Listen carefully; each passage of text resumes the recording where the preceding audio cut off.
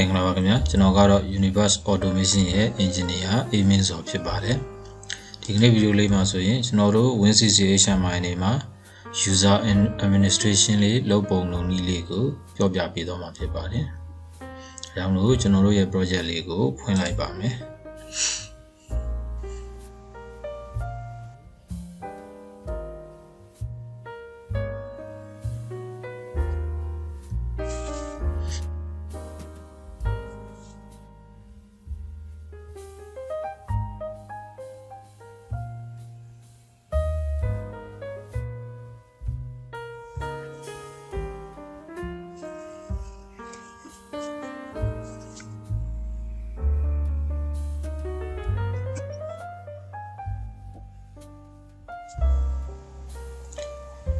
General project label in Avi Surane, general project you go to alignment.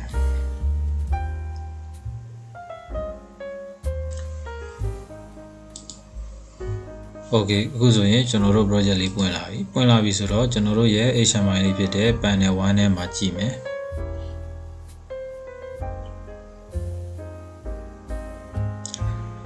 Okay, Pane one and March, Sacred Lady, General Shima located, project Sacred Lady. Nagushi, a lamp screen, home screen, recipe screen, two-ball screen, trunk screen, so in Nagushi. General, this screen lady go, the need project lima, this screen lady go, when in a kama, General, user log in li, logima, when loya or logime. Aragoa, a lamp screen of Dodgene, a user. The album.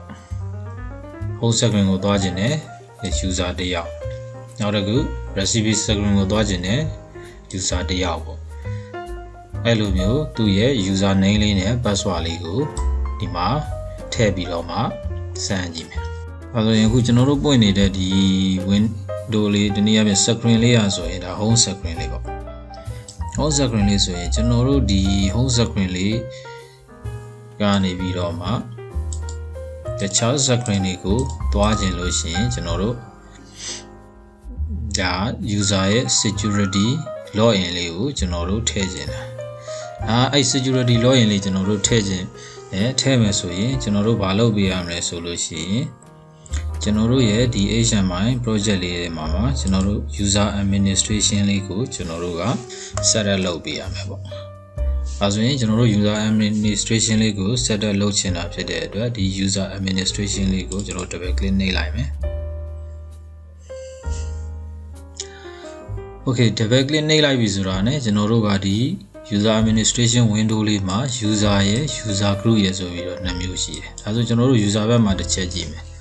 User got lima, user nega bazuri doma level, lima, 2 year default. Ninegaro, Dima, administrator, Dima, Paswaya, so you know, machine. Dima general user go alloya. I met do a user at their comma, the user rema, do ye user grusura, or machine. Begrudema, the user cinemale. Adilusim. For a general the project lima so ye, general user in operator, engineer, supervisor. Now the good admin so we do the user lego go alignment. Other general promozo dima new user nene general user 1 alignment user 1 go general admin alignment B general user now the good now the go general engineer alignment. Now user Diabo general supervisor alignment. Now user Diabo general operator so we do general alignment. Okay, ku general ye dima user lady name lady app bi twa bi. Da so general password lady ko general defineလုပ်မယ်။ဒါဆိုရင်ကျွန်တော်တို့လိုလည်းပဲပေးလိုက်မယ် password လေးကို1 3လုံးပေးလိုက်မယ် admin အတွက် 111နောက်ထပ် engineer အတွက် 222 okay နောက် supervisor အတွက် 3 3 3 3 3 3 now operator အတွက် 4 4 4 4 4 4ဒီမှာတော့သူက password လေးတွေကိုဒီမှာသူ့ရဲ့ password ရဲ့ length နေနဲ့ရှစ်လုံးပြအတိုင်းပဲဒီ password လေးတွေကကျွန်တော်တို့ထည့်လိုက်တဲ့ဒီမှာ password အတိုင်းပဲရှိတယ်အဲ့မှာ user ထဲမှာသူက automatic logout လုပ်မှာလား automatic logout လုပ်မယ်ဆိုရင်ဒီမှာသူ့ရဲ့ logout တိုင်းပါမယ် logout တိုင်းကဘယ်နှ second နေရင်ပေါ့ဒီလိုမျိုးရှိမယ်ဒါဆိုကျွန်တော်တို့ဒီမှာအခုလောဆယ်ဒီ send မဲ့ project မှာဆိုရင်ကျွန်တော်တို့ automatic logout လေးကိုဒါဖြုတ်ခဲ့မယ်ပေါ့ဒါကျွန်တော်တို့သုံးခဲ့တဲ့ user okay ကျွန်တော်တို့ user လေးတွေကို user group သတ်မှတ်မယ်ဒီမှာသူ့ရဲ့ group အနေနဲ့က user group ကdefault user group မှာ administrator group ရဲ့ user ရဲ့ဆိုပြီးတော့မှကျွန်တော်တို့ရှိမယ်ဒါဆိုရင်ကျွန်တော်တို့ရဲ့ user group ကိုတွားကြည့်မယ် okay user group မှာသူ့ရဲ့ဘာရှိသေးတော့ဥပမာ administrator ဆိုတဲ့ administrator group မှာဆိုရင်သူ့ရဲ့ authorization တွေရှိမယ်ကျွန်တော်တို့ authorization တွေကဘာတွေရှိမလဲဆိုရင် user administration monitor operate ဒီလိုမျိုးရှိမယ်နောက်ထပ် user ရဲ့ကျွန်တော်တို့သူ့ရဲ့ default user group ထဲမှာရှိနေတဲ့သူ့ရဲ့ authorization ကဘာရှိလဲ operate ဖြစ်ရမယ်ပေါ့ဒါဆိုရင်ကျွန်တော်တို့ကသူ့ကို group ထပ်တိုးလိုက်မယ် okay user group ကိုကျွန်တော်တို့ကဒီမှာလဲတိုးလို့ရတယ်ဒါမှမဟုတ်ရင်ဒီမှာလဲလာတိုးလို့ရတယ် okay ဒီမှာရှိတဲ့ user group ကိုကျွန်တော်တို့က okay engineer ကို group ဒါကို engineer group ဆိုပြီးတော့ကျွန်တော်တို့နာမည်ပေးလိုက်မယ်နောက်တစ်ခု supervisor group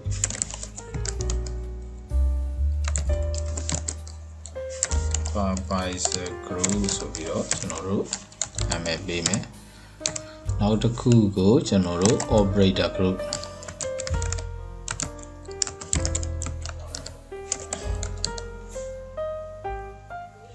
okay ကျွန်တော် operator group လို့ပေးလိုက် okay ခုကျွန်တော်တို့ရဲ့ engineer group က engineer တွေရှိမယ် supervisor group က supervisor တွေရှိမယ်ကျွန်တော်တို့ရဲ့ဒီမှာ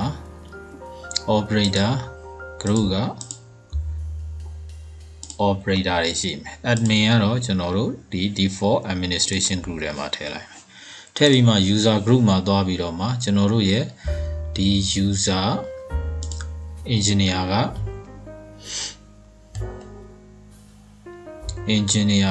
ဘာလုပ်မလဲဆိုရင်ကျွန်တော်တို့က operate လုပ်မယ် monitor လုပ်မယ် supervisor က monitor လုပ်မယ် operator ကကျွန်တော်တို့ operator က operate လုပ်မယ် supervisor က monitor လုပ်မယ်ပေါ့engineer က monitor ရော operate ရောလုပ်မယ် administration group ကတော့အားလုံးလုပ်မယ် okay ခုဆိုရင်ကျွန်တော်တို့ရဲ့ဒီမှာ user administration တဲမှာကျွန်တော်တို့ရဲ့ဒီမှာ user တွေကို add ပြီးသွားပြီဆိုရင်ကျွန်တော်တို့ဘာလုပ်ရမလဲဆိုရင်ကျွန်တော်တို့ control လုပ်ခြင်းနဲ့ဒီ screen တွေမှာတွားပြီးတော့မှကျွန်တော်တို့user တွေထည့်လိုက်မယ်ပေါ့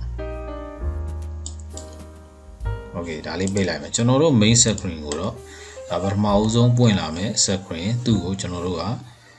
ဒါ control မလုပ်ချင်ဘူးဒီ main screen လေးပွင့်လာပထမဆုံးပွင့်လာကျွန်တော်တို့ရဲ့ runtime setting နဲ့ကိုသွားကြည့်မယ်ဘယ် screen ကိုအရင်ပွင့်ပါလဲဆိုတော့ okay ကျွန်တော်တို့ဒီမှာ start screen လေးနဲ့ပွင့်မဲ့ screen က home screen လေးရေးခဲ့တာဒါဆိုရင် channel screen တွေကိုကျွန်တော်တို့ control လုပ်ကြည့်မယ်ဒီ screen လေးကိုတော့ဒီတိုင်းပဲအလွတ်ထားခဲ့မယ် okay runtime လေးပြန်ပိတ်မယ်ပိတ်ပြီးတာနဲ့အခုဒီမှာရှိတဲ့ကျွန်တော်တို့ screen တွေကိုသွားကျင်တဲ့အခါမှာသူ့ရဲ့ screen တွေကို password လေးတွေ add ပေးမယ် okay add မယ်ဆိုတော့ကျွန်တော်တို့ရဲ့ဒီမှာ screen navigation pattern လေးတွေကဘယ်ကလာလဲဆိုရင်ကျွန်တော်တို့ရဲ့ template ထဲမှာရှိတာဖြစ်တဲ့အတွက် template ထဲမှာသူ့ကိုကျွန်တော်တို့ကသွားပြီးတော့ setting လေးထည့်ပေးမယ်ဆိုရင်ကျွန်တော်တို့က home ကမထည့်တော့ဘူးပေါ့နော် 2 box ကို property မှာကျွန်တော်တို့ဒါဘာလုပ်ပေးမလဲဆိုလို့ရှိရင် security လေးထည့်ပေးမယ် okay security ထည့်ပေးမယ် security ထည့်တဲ့အခါမှာကျွန်တော်တို့ authorization မှာကျွန်တော်တို့ရဲ့ဒီမှာ user administration ကိုထည့်ပေးမယ် user administration မှာဆိုရင်ဒါစောစောတော့ကျွန်တော်တို့ကြည့်ခဲ့တဲ့ authorization က3ခုရှိမယ်ပေါ့ user administration monitor ရှိမယ် update ရှိမယ်ဒါဆိုရင်ကျွန်တော်တို့ကဒီ user ပထမဦးဆုံးဒီ pattern လေးကို user administration ကိုရွေးလိုက်မယ်ရွေးပြီးမယ် okay ဒါဆိုရင်အခု toolbox တဲကိုသွားကြည့်ရင်ဒီ user administration authorization ရတဲ့ကျွန်တော်တို့ကဟွာတွေပဲပေါ့နော် user တွေပဲဒီမှာဖွင့်လို့ရတယ်ဒီမှာဆိုရင်ကျွန်တော်တို့က user administration authorization ရတာ admin တူပဲရှိတယ်ဒါဆိုရင် admin ပဲဖွင့်လို့ရမယ်နောက်တစ်ခုက alarm okay alarm မှာဆိုရင်ကျွန်တော်တို့က monitor လုပ်လို့ရမယ်ဒါ user ပေါ့ monitor လုပ်လို့ရမယ် user ကတနည်းအားဖြင့် supervisor ဖွင့်လို့ရမယ်နောက်တစ်ခု trunk မှာဆိုရင်ကျွန်တော်တို့ကသူ့ကိုmonitor update ပေါ့ okay monitor update ဆိုတော့ဒီမှာသူက engineer လည်းဖွင့်လို့ရမယ်ဒါ operator လည်းဖွင့်လို့ရမယ်ပေါ့ okay နောက်တစ်ခု recipe မှာဆိုရင်ကျွန်တော်တို့ update ပဲရွေးလိုက်မယ် okay ရွေးလိုက်မယ်ရွေးလိုက်ပြီးပိတ်လိုက်မယ်ဒါဆိုရင်ကျွန်တော်တို့ကဒီ screen လေးတွေထဲမှာတွားကျင်တဲ့အခါမှာသူ့ကိုဘယ်လိုသွားရလဲဆိုလို့ရှိရင် user login လေးတွေလုပ်ပြီးမှသွားရလိမ့်မယ်။ဒါမှစောစောတော့ကျွန်တော်တို့ရဲ့ administration လုပ်တဲ့အချိန်မှာကျွန်တော်တို့က automatic logout ကိုဖြုတ်ခဲ့တာဖြစ်တဲ့အတွက်ကျွန်တော်တို့ဘာလုပ်ပေးမလဲဆိုရင် logout button လေးတစ်ခုထည့်ပေးမယ်ဒီမှာ။ Okay logout button လေးထည့်မယ်ဆိုတော့ကျွန်တော်တို့ရဲ့ button လေးတစ်ခုကို copy ကူးမယ်။ button လေးတစ်ခုကိုကျွန်တော်တို့Control C Control V copy ကူးလိုက်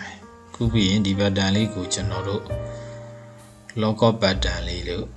ယူလိုက်မယ် okay ဒါလေးကို rename လုပ်မယ်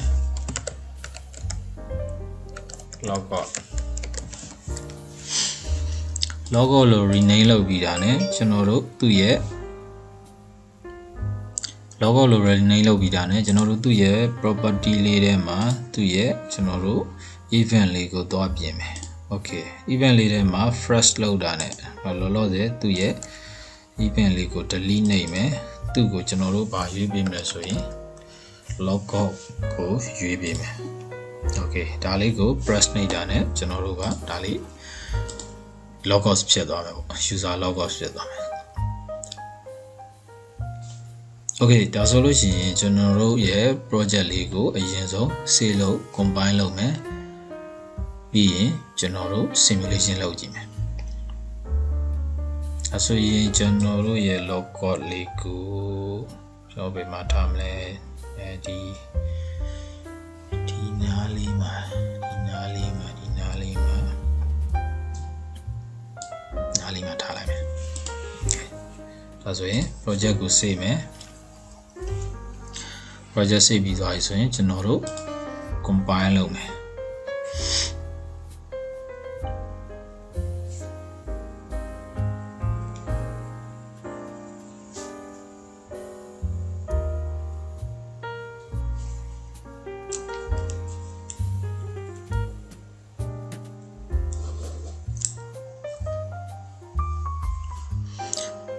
Okay combine လုပ်ပြီးပြီဆိုတာ ਨੇ ကျွန်တော်တို့ project ကို simulation start လုပ်မယ် simulation ဖွင့်သွားပြီဆိုတာ ਨੇ ကျွန်တော်တို့ရဲ့ home button လေးနှိပ်လိုက်မယ်ဒါ home ကတော့သူ့ဟာသူဟို start screen အနေနဲ့ပွင့်တယ် toolbox ကိုနှိပ်ကြည့်မယ် toolbox နှိပ်ကြည့်တာ ਨੇ ကျွန်တော်တို့ကဒီမှာ user login pop-up window လေးကျွန်တော်တို့ပွင့်လာတယ်ဆိုတော့ကျွန်တော်တို့ဒီကောင်လေးကို operator ပေါ့ operator လို့ကျွန်တော်တို့ login ဝင်လိုက်မယ်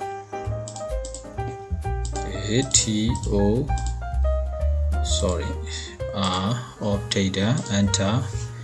ပြီးရင် password လေးကျွန်တော်တို့ရဲ့ updater password လေးကကျွန်တော်တို့444လေးသုံးလုံး enter ပြီးရင် okay နှိပ်မယ်ဒါဆိုကျွန်တော်တို့အခု operator အနေနဲ့ကျွန်တော် login ဝင်ပြီးသားဒါပေမဲ့ကျွန်တော် toolbox ကိုဖွင့်လိုက်တယ်ထပ်တောင်းတယ်ဘာလို့တောင်းလဲဆိုကျွန်တော် toolbox screen လေးက admin ဝင်မှရမယ် operator ဝင်လို့မရဘူး okay ဒါဆိုရင်ကျွန်တော်ဒါလေး cancel နေမယ်အခု operator login အနေနဲ့ဝင်ထားတယ် operator ကဒီ system တွေကိုဝင်ရင်ဘယ်ဝင်လို့ရမလို့ဆိုရင် recipe ကိုဝင်လို့ရမယ်ဒါဆို recipe ကိုကျွန်တော်တို့ဖွင့်တယ်ဒါ recipe မှာဝင်တယ် recipe မှာ color ပေါ့ကျွန်တော်တို့ color ရွေးတယ် color မှာအရင်နေ့ကျွန်တော်စေခဲ့တဲ့ color 1 setting color 2ဒါတွေရှိမယ် okay ဒါဆိုရင်ကျွန်တော် recipe မှာရှိနေတယ်ကျွန်တော် trunk ကိုတွားကြည့်မယ် trunk ကိုတွားလို့ရတယ် trunk ကလည်းသူကupdate လုံးမဲ့အထဲမှာရှိနေတဲ့ဒါ user ပေါ့ပြီးရင်အလန်းကိုတွားကြည့်မယ်အလန်းဆိုရင်မရတော့အလန်းကြတော့ဘယ်သူပဲဝင်လို့ရမလို့ဆိုရင် supervisor ရဲ့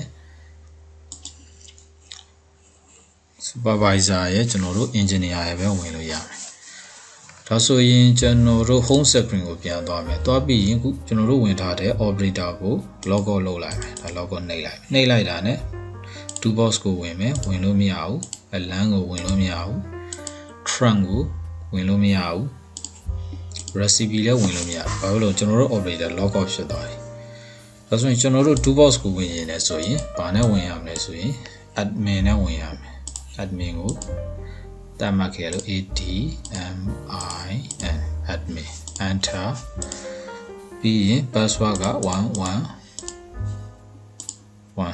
တက်တော့ okay ပြီးရင် okay နေဒါဆိုရင်ကျွန်တော်တို့ဒီမှာ admin က login ဝင်ပြီးသွားဒါဆိုရင် admin ရဲ့ authorization ရှိတဲ့ toolbox ကိုဖွင့်ရင်ဒါ toolbox ကပွင့်လာမယ်ဒါဆိုရင်ဒီထဲမှာ admin သူလုပ်လို့ရတယ်ဘာလို့လုပ်လို့ရပြီဆိုရင်ဒီ button လေးတွေကိုဘာမှ authorization control လုပ်မထားဘူး security လုပ်မထားဘူး security လုပ်ထားတာကဒီ page လေးပဲလုပ်ထားတယ် okay လမ်းသွားကြည့်မယ် trunk သွားကြည့်မယ် recipe သွားကြည့်မယ်အကုန်သွားလို့ရတယ်ဘာလို့သွားလို့ရလဲဆိုရင်ဒီ admin ကအားလုံး administration ရော update ရော monitor ရောအကုန်သူလုပ်လို့ရတယ်အဲမှာသွားလို့ရတယ် home မှာလည်းသွားလို့ရတယ် okay ဒါဆိုရင် admin ကို log out လုပ်ကြည့်မယ် log out လုပ်လိုက်ပြီ toolbox ကိုသွားတယ်မရတော့ဒါဆိုရင်နောက်တစ်ယောက်ဝင်ကြည့်မယ် engineer ဝင်ကြည့်မယ်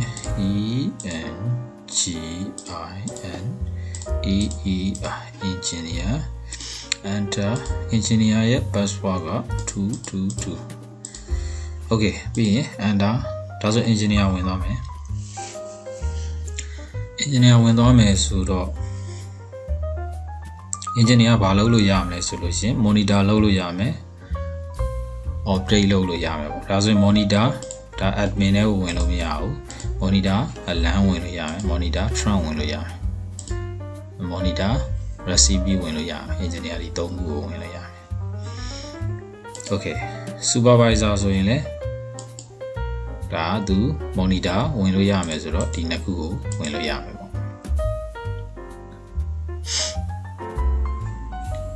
okay ဒါဆိုရင်ကျွန်တော်တို့ရဲ့ဒီ simulation ကိုရက်ပြီးတော့မှအခုကျွန်တော်တို့ဝင်နေတဲ့သူက operator လား engineer လား admin လား supervisor လားပေါ့ supervisor လားဒါ user name လေးသိအောင်ကျွန်တော်တို့ဒီမှာ IO field လေးတစ်ခုတည်ဆောက်အဲဆို IO field လေးလောက်ကြည့်မယ်ကျွန်တော်တို့ရဲ့ဒီ login ဝင်တဲ့ user name လေးတွေ့အောင်ဒါဆိုရင်အခုကျွန်တော်တို့ရဲ့ home screen ထဲမှာတစ်ခုသွားလုပ်အောင်မယ်ဒါလေးမလုပ်ခင်မှာ home screen ထဲမှာဘာလုပ်ချင်လဲဆိုတော့ကျွန်တော်တို့ဒီမှာ exit button လေးပေါ့ဒီနေ့အပြင် runtime exit လေးကို admin ရဲ့ခွင့်ပြုချက်မရှိဘဲနဲ့ဒီမှာကျွန်တော်တို့အလုံးမလုပ်ချင်ဘူး။ဒါမှမဟုတ်သူ့ရဲ့ security တဲ့ကိုသွားမယ်။ property က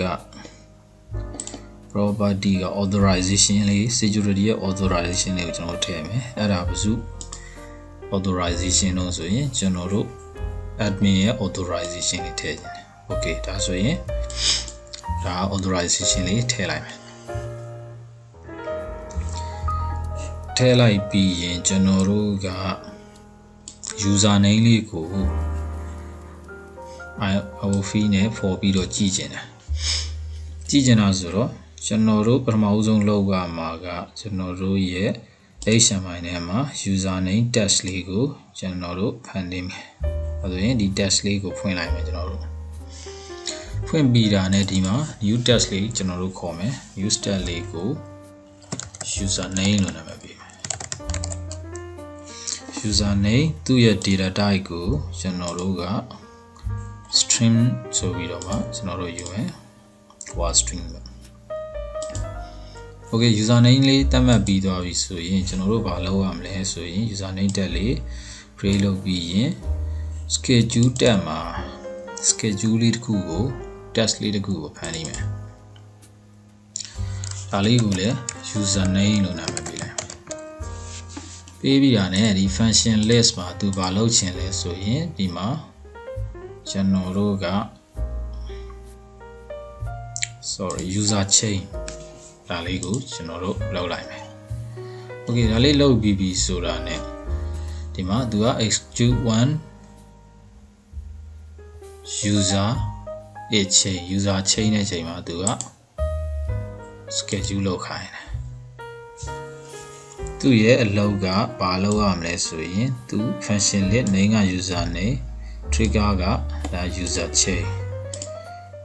okay event သူ့ရဲ့ event နဲ့မှာဘာလုပ်ပြရမလဲဆိုရင်ကျွန်တော်တို့က update လုပ်ပြရမယ်ဘာလို့ update လုပ်ပြမလို့ဆိုရင်စောတော့က get username ပေါ့ကျွန်တော်တို့ရဲ့ username ကိုသူ update လုပ်ပြရမယ်ဘယ်ကိုတော့ update လုပ်ပြရမလို့ဆိုရင်ကျွန်တော်တို့စောတော့က create လုပ်ခဲ့တဲ့ HTML tag လေးဖြစ်တဲ့ username လေးကို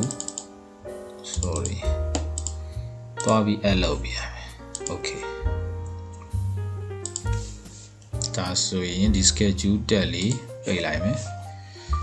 ပိတ်ပြီးတာနဲ့ဒီမှာ HTML နေရာမှာ okay sorry IOV လေး okay toolbox ထဲမှာ IOV လေးတစ်ခုကိုယူမယ် IOV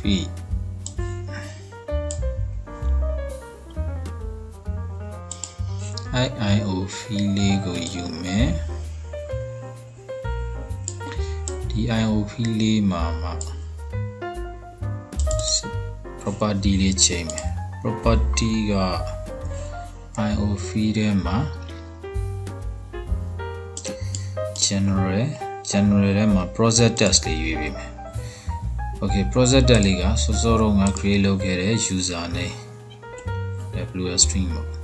ဒီမှာ string လို့ပြောင်းသွားမယ်သူ့ရဲ့ length ကို okay 25ပေါ့25လောက်ထားလိုက်မယ်သူ့ကိုဘာအနေနဲ့ထားခြင်းလဲဆိုရင် output အနေနဲ့ပဲကြည့်ခြင်းတယ်ပြီးရင် appearance မှာသူ့ရဲ့ border ဖြုတ်မယ်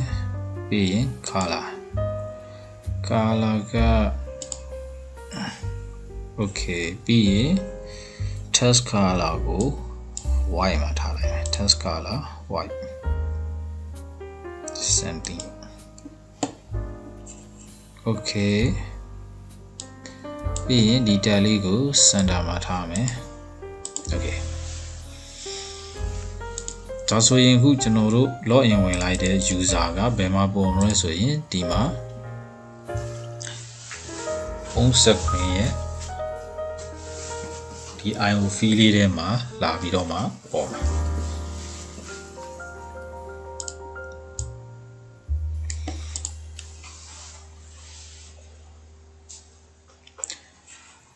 ာဆိုတော့ကျွန်တော်တို့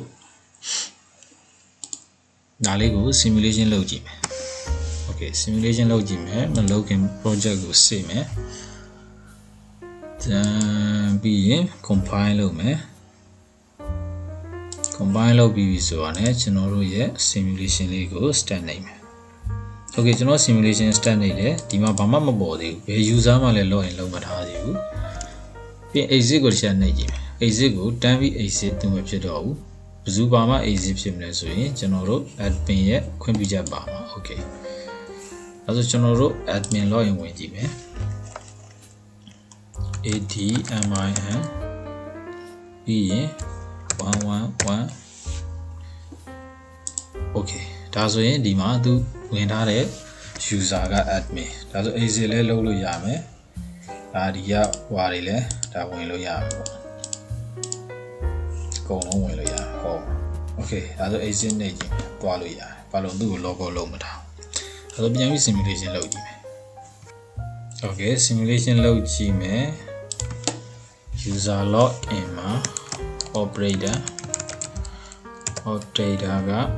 444 okay ဒီမှာဒီ user name လေးအနေနဲ့ operator ဆိုပြီးတော့မှဒီမှာလာပြနေမယ်နောက် login တစ်ခါဝင်ကြည့်မယ် operator ပြီးရင် engineer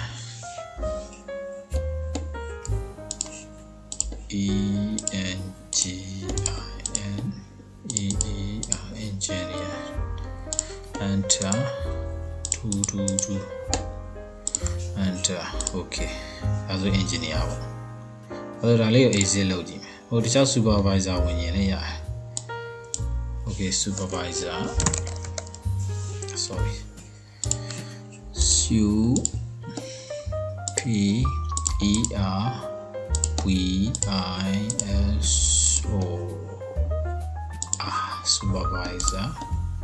supervisor 333 enter okay ခု supervisor login ပြောင်းသွားပြီ exit နေမမြင်အောင်ဒါဆိုရင်ဘာလုပ်ရမလဲဆိုရင် admin 111 okay ဒါဆို admin ဖြစ်သွားပြီ admin ဖြစ်တဲ့အချိန်မှာဆိုရင်ဒါ exit ပေါ့နေလိုက်အဲ့ဒါပြီး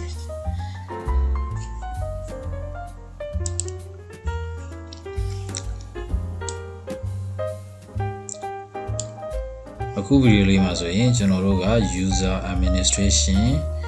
လေးကို authorization လုပ်ပုံလုပ်နည်းလေးကိုမျှဝေပေးခဲ့တာပဲဖြစ်ပါတယ်ဒီဗီဒီယိုလေးကိုကြည့်ပြီးလို့ကြိုက်တယ်နှစ်သက်မဲ့အသုံးဝင်ခဲ့မယ်ဆိုလို့ရှိရင်လည်းကျွန်တော်တို့ရဲ့ဒီ channel လေးကို subscribe လုပ်ပေးနိုင်ပါတယ်ကျေးဇူးတင်ပါတယ်ခင်ဗျာ